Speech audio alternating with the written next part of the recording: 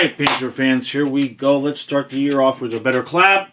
That's pretty good. And I didn't hurt myself on the clap, so that's a better sign that we've seen so far. So welcome to the Florida Panthers 2025-26 season preview. I traditionally do these the day before the season starts on this wall. 10th season of this channel. And at the back end of the video, I'll talk about some things that are going on, what we're going to be doing for the members and everything on this channel. But for those of you who are just here for the Panthers preview, or some of you Leaf fans and Lightning fans hoping to see me cry about the injuries, let's get into that. So, over the course of the summer, as things progressed, I more thought about it.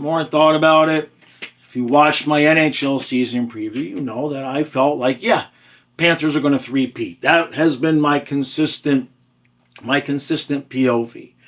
And then we heard about the Tkachuk surgery, but we kind of knew that, right? I mean, we won the Cup last year with Tkachuk on one leg. So, okay, no problem. Then we hear about Nosek getting hurt, but they signed Cunnin, and it's like, you know what? Nosek was good in the playoffs last year, but he had some rest before the playoffs. So, you know what? He's no spring chicken. Not a problem. Go rehab, rest.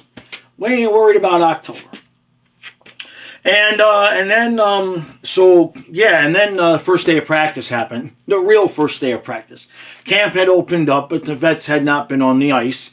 And about 5 minutes after Barkov got on the ice, his knee blew up. Right. So you start wondering, you start looking around, and like, am I going to make an adjustment in my expectation for this team? And I thought long and hard about it. I said, you know what? No, I'm not going to adjust my expectations for the team, because I can guarantee you, if you ask Tkachuk or Marchand or Bennett or any of these other guys, like, they would look at you like, what? No, we still feel like we can win. And there's nobody in this Panther locker room that's going to be feeling sorry for themselves. Then Lundell became day-to-day, and then I don't know what we got dealing here with Ekblad, who was out after being hit in the head during the last preseason game. He's got concussion history, so it remains to be seen. But you could also, as I should say, start to begin to build a narrative of, like, these guys, their bodies might be we might have an issue, right? And so with all of that in mind, I thought about it. I said, well, am I going to, when I stand here and do this, am I going to change my opinion on things? And what I will say is that I'm not going to change my position. My expectation and hope is that we get healthy enough.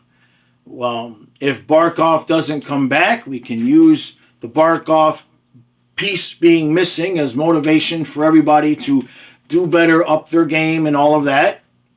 And I'm not going to budge off of my thought that they're going to three-peat, because it just wouldn't make sense to at this point. That said, so we've made it to 3 straight Stanley Cup finals. Now, the last team that made it to 3 straight was Tampa. They lost their first one, they won the first 2, and then they lost the last one, and then they hadn't got back out of the first round after that. Now, we're on the opposite end. We lost our first, we won the next 2, but to try to pretend like and pretend like some of the injuries and issues that we're experiencing, to try to pretend that has nothing to do with all the hockey that they've played, that would be stupid. So while I'm not going to adjust my prediction, not going to adjust my expectations or anything like that, as somebody above me decided to run the water right as I'm recording, that's pretty much par for the course. 10 seasons, and yeah, they're still going to run the water and do whatever they're doing up above me while I'm recording. But that's a different story. So here's the thing. I want them to win the Cup. I think they're going to do well. I think they're going to win the Cup. I can't focus because they're doing dishes above my head, and that's an entirely different situation where I'm going to have to start all over. All right, so we'll see how that works. That's the first time when I've been doing my season preview that I've had to pause the video, take care of something, and then come back and start the video up again. I don't know what that's going to mean. Maybe it means, let's look at it this way. Maybe it means there's going to be 2 different seasons for the Panthers here. Because what I was trying to get to is that I'll say what I said way back before the season where we lost the Cup to Vegas. What I said in that season preview is that we were going to start slow, get better as we go, and then win the Cup. And I think I'll bite on that. I think that I will go with that as our season preview prediction, what I'm hoping for, what I'm thinking. Because to ignore the obvious, I mean, there's no Barkov, there's no Tkachuk. I mean, you know, whatever was wrong with Lundell, whatever was wrong with Ekblad, and Bennett left, you know, had a 5-minute thing there. It seems as though between what we're hearing publicly about injuries and whatnot, and kind of the vibe is not the same. I think we can all just admit that at this point. There's something off about the vibe here. Now, maybe it's because Chucky's not there, the Barkov injury. I don't know. But generally speaking, I kind of get a sense as the season's coming on to kind of be tapped into the energy of the team, so to speak. I get an idea through the words and the actions and the body language of the guys and the coaches about how locked in they are. I think we could easily see beginning to the season that people would classify as a Cup hangover. And how do you not? How do you not? You've made 3 straight Cups. 2 of your best players are out. Only one you're kind of sure is coming back. Tkachuk's supposed to be back December, January, whatever. Barkov, we don't know. We don't know. What, you know, I know we heard the news about the 5 to 6 months, but that could just be he'll be back on skates in 5 or 6 months, which is probably right. You know what I mean? That's probably accurate that he'd be back on skates in 5 or 6 months if the recovery time to be able to play again is 7 to 9. So I don't make too much about that 5 to 6 month thing. So what I'm feeling, I think we're going to win tomorrow, Tuesday against Chicago. We're not going to lose the home opener when we're dropping the new banner. I don't think that's going to happen. But I think you could see a situation where 7 points in the first 10 games. We might struggle even to the 15th, 20th game. I don't think we're going to get so far out of things. I don't think this team is going to miss the playoffs. But I do believe maybe October, November, and into December, there might be some chatter about, is this it for the Panthers? Can they make the playoff? I'm not so sure about the start to this team. It doesn't look anything like these guys are locked in. I don't think they have a singular focus here. I think if everybody was healthy, the singular focus would be on, hey man, we have a chance to do something special around here. But right now, I think the focus on how are we going to replace these guys with guys that are already kind of might be worn out. You know what I mean? Lundell's a young player, but he's still, you know, everybody that's been to 3 straight Cups, we might start to see the effect of that. Now, with that being said, Jaws, how are you making the jump between being realistic that way and saying that they're going to win the Cup? I know all of the evidence out there. I know how Tampa lost and slid. I know how all these other teams eventually, you know, age and wear and tear and all of that gets to you. But as interesting as it sounds, the thing that I kind of feel will be our saving grace come playoff time is Bobrovsky. That's what I'm going to go with. I think Bobrovsky is his own little bubble there. And he seems to be his normal self. And while I'm not sure what the rest of the skaters are going through, it just doesn't seem right. It doesn't feel the same. I can't quite put a word on it. I think Bobrovsky come postseason time, I think he will rise to the occasion depending on how many guys are still out injured, what's the difference in our structure and how we're looking because of guys that are on the ice. Now, so far, you know, our guys have been on the ice for 2 games against Tampa, and they didn't play a lot of hockey. Now, I don't know if that's going to be our MO, is just go out there and beat up everybody every night. But I don't think this team is physically going to be in a position or condition to do that. So I think we're going to start slow. I think we'll get a little bit of a bump when Tkachuk comes back. And I know some of our guys are going to the Olympics, but some are not. I'm happy that Bobrovsky is not. And I think that break will probably be what shakes the Panthers out of whatever cup hangover they have.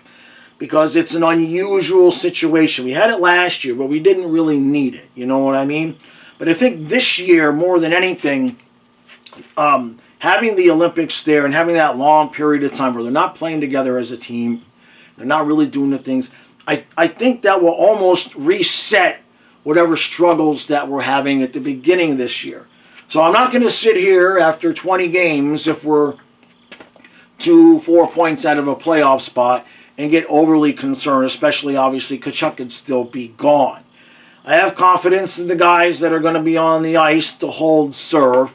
How Tarasov does is going to be huge because we are going to need him to play well so that we don't have to overuse Bobrovsky. I'm not talking about counting on Bob to get us through the regular season struggles. I'm talking about from the time after the Olympics, after, that part of the regular season and into the playoffs.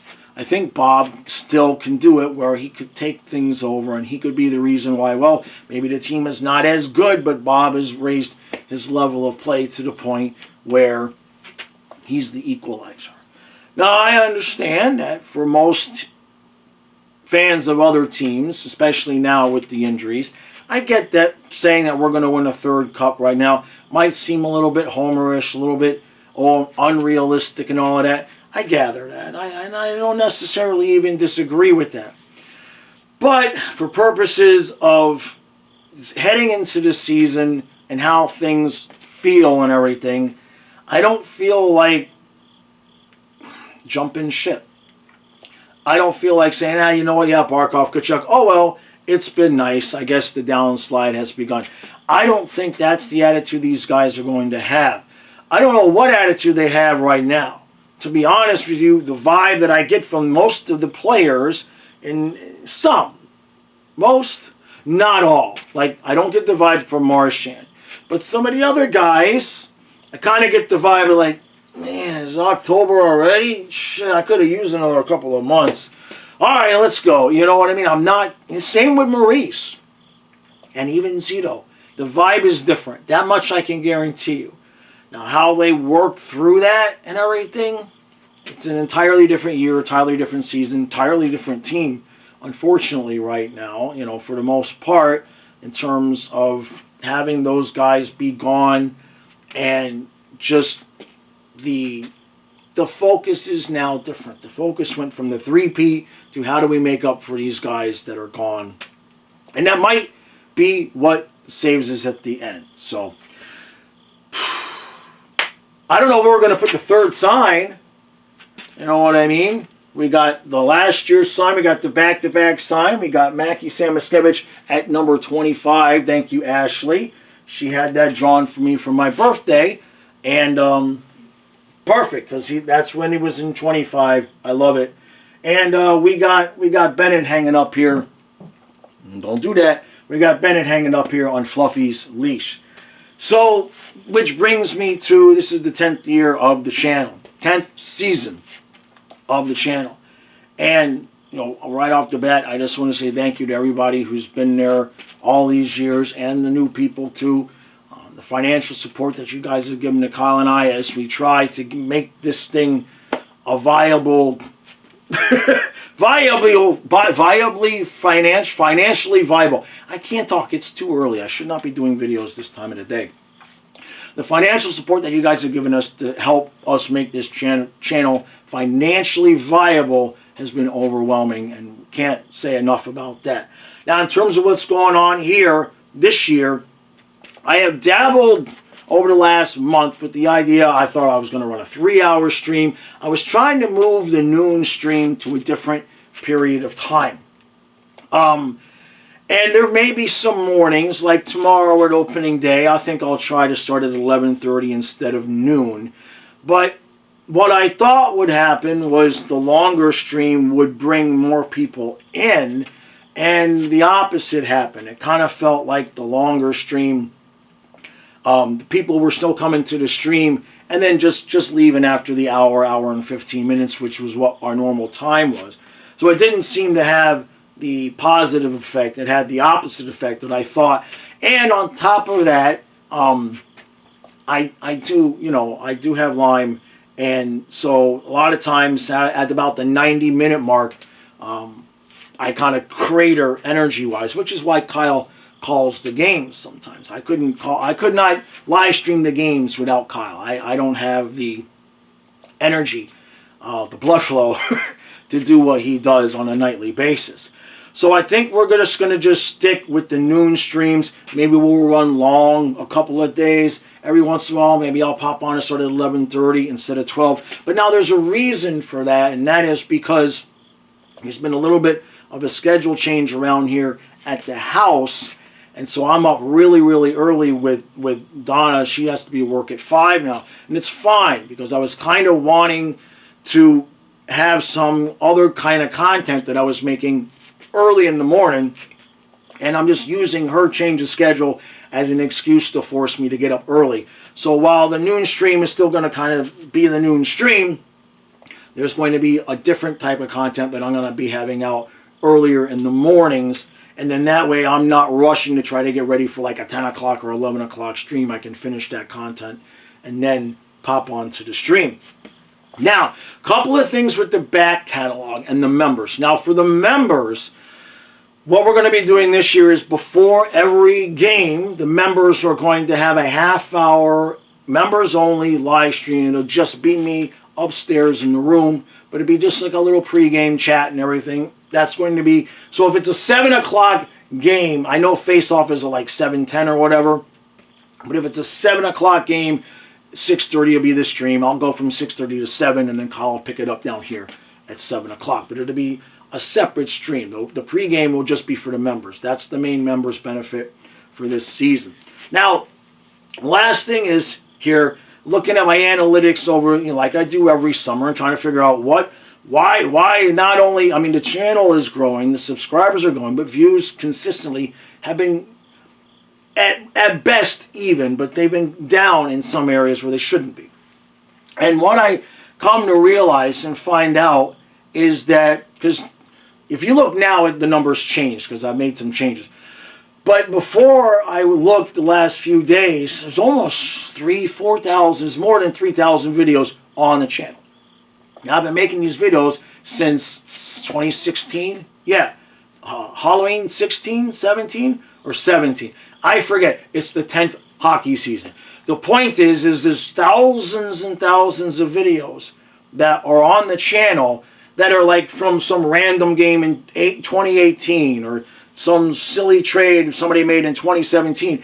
And the problem is that what I saw was that YouTube was still showing those videos to people. Not a lot, but enough so that I was getting about 20,000 impressions a month from those videos. Nobody's clicking. Of course nobody. No, why would anybody click on a recap from 2016, 2017 unless you were already a big fan of the channel and just, oh, that's interesting, let me watch it. So what that was doing was bringing the channel's click-through rate down ridiculously. Because like when I make a video like this, I do a recap or whatever, the click-through rate, which is the rate of people that click the thumbnail, is usually between 8 to 10%, sometimes a little bit higher, which is good. But the channel's click-through rate overall is like 5.5. So well, what is going on? And that's what I've seen is that YouTube is saying we're going to give Flying Fluffy Hockey, 40,000 impressions a week, or whatever it is. And is it a week, a day?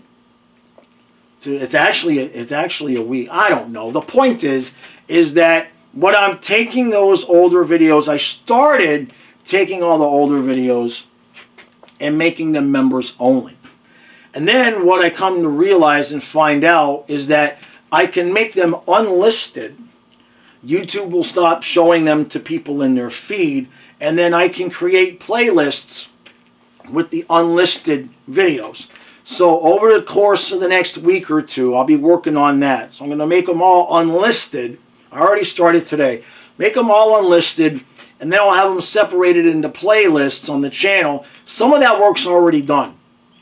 So there are a lot of playlists that are already there. So if you want to watch the 17 season, the 18 season, whatever it is, I think my battery is running out. So we'll end it there. It's going to be that. It's going to be that kind of season. The video got interrupted. The battery's running out on me, and we're still going to win another cup.